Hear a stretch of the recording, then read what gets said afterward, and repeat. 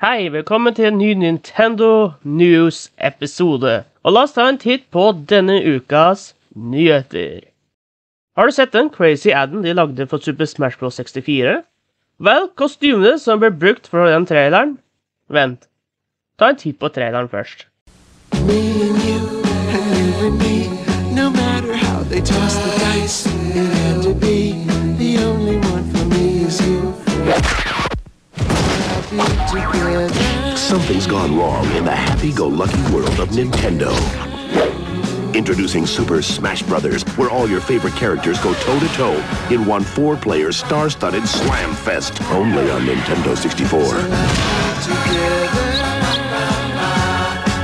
Så nå som du har sett den, let's get back to the topic. Never before seen bilder fra The Lost Slamfest 99-eventen har blitt oppdaget. 20 bilder med Pikachu, Mario, Yoshi, Donkey Kong i en ring duking it out, som jeg aldri har sett personlig, men den ble vist livestreamet i sin tid, ifølge GameXplain. Men det er egentlig litt spesielt å se ekte bilder fra denne eventen. GameXplain gjorde også et intervju med en av personene fra disse greiene, som etterlater en link til nede i beskrivelsen. Og her er det nyhet til alle dere som har gamet Splatoon på Wii U. Nemlig Kraken er tilbake, og den kommer sammen med Fresh Season. Og jeg må være ærlig og si at jeg hadde aldri sett denne komme tilbake med tanke på hvor OP den var i originalen. Men for å bruke denne må du få de nye våpnene som er .96 Gal Deco, som er et bra valg siden jeg av og til liker å gå with 96 Gal. Og Splat Roller, som også er et valg jeg liker siden rollers kan være ganske morsomt å bruke. En ny special er også revealed, og den heter Super Chump, og ser ut til å virke ganske similar til Tentamissiles, bortsett fra at det blir sittende på bakken en stund før de eksploderer. Som du kanskje har sett, men hvis ikke, så er det en ny trailer for Mario 5-minuttet, eller en slags reklamevideo featuring Mario og Luigi og rørleggerbusinessen deres. Men det er kult at musikken brukt er Hey, paisanos! It's the Super Mario Brothers Super Show! Vel, hva Mario sa. Og det er også en nettside, og ved å ringe nummeret, som faktisk går an, får du en liten melding fra Luigi som er følgende. Thank you for calling Super Mario Brothers Plumbing. It's me, Luigi. And if you need service, please text us at the same number you just called. 92955 Mario. That's 9295562 Message us about any issues wherever you live. House, condo, mansion. And we'll be sure to text you back right away because at Super Mario Brothers Plumbing, we don't say let's wait. We say let's go. Oh, and check our website, smbplumbing.com. We're still working on it, so more updates to come. Bye-bye! En ny Pokémon Presents er confirmed, og skjer på mandag 27. februar klokken 6 AM PST, som er da cirka klokka 15:00 for oss her i Norge. Dette blir spennende å se hva som kan bli announced. Pokémon Red, Blue, Yellow etc. til Switch via Gameboy kanskje. Scarlet and Violet DLC. Kan det hende vi ser noe til Detective Pikachu på Switch, som har vært silent ganske lenge. Eller Pokémon Sleep, som alle garantert har glemt en ting, siden det har aldri blitt nevnt igjen. Mostly etter et announcement. Kanskje vi kan se noe info om den nye Pokémon Animen som kommer, etter at Ash's Story er ferdig. Et nytt spin-off-spill kan alltid bli vist her også, enten det er Mystery Dungeon, eller det jeg vil se, et nytt eller en remake av Pokémon Stadium, som vi også vet kommer til Nintendo Switch Online i løpet av de neste månedene. Sikkert etter at Mario Party 3 blir lagt til.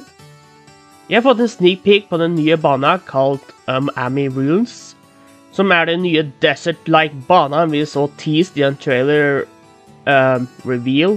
Noe sånt rundt announcementen til Splatoon 3. Og jeg må si at den ser stilig ut, og ut som en bane som kan bli spennende å utforske og gjøre Turf Wars på. Vi har også sett 2 nye weapons som kommer til spillet. Den ene er L3 Nuzzlenose D, og dette er en ny design av L3 Nuzzlenose. Ikke et våpen jeg bruker mye av, men jeg kan fortsatt bruke uten at den føles for treig når du skyter, eller i tilfelle med andre, ladinga tar for lang tid. Anyway, denne kommer med burst bombs og ultra stamp. Den andre Rapid Blaster Deco, som en cosmic twist på den originale Rapid Blasteren. Og dette vel egentlig den eneste blasteren jeg kan bruke og føle meg komfortabelt med. Denne kommer med Torpedo Sub og Inksjet. Og så det endelig tid for Room Codes, som blir kalt Pool i spillet, som skal gjøre det lettere for spillere å connectes. Du kan joine med å skrive inn en unik sett av symboler. Du kan sende og få varsler med andre i din pool, og til og med invitere dem til å joine.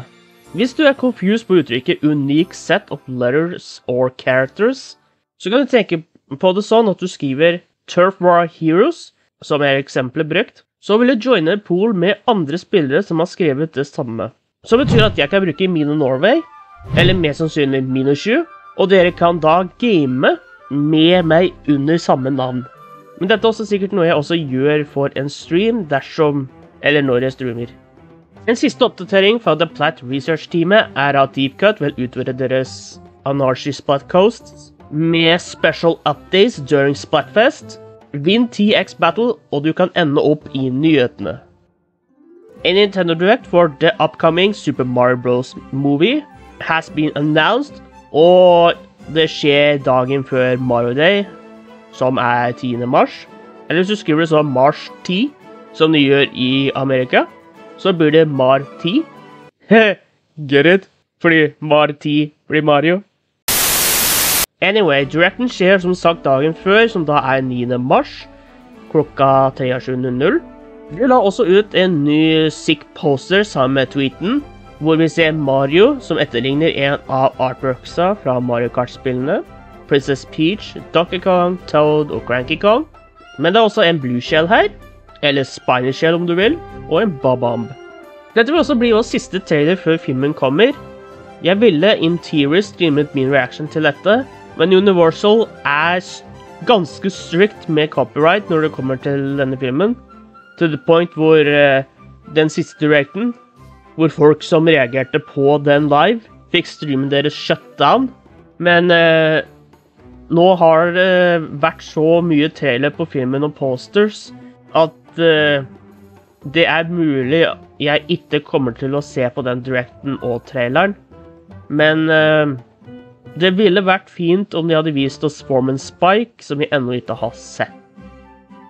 Mario Plus Rabbids Sparks of Hope første DLC har fått en release date, og den vil hete Tower of Doom, og den slippes ut 2. mars.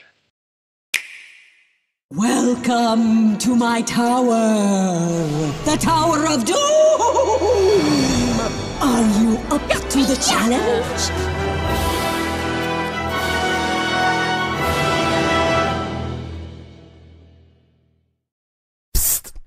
Look out for en stream.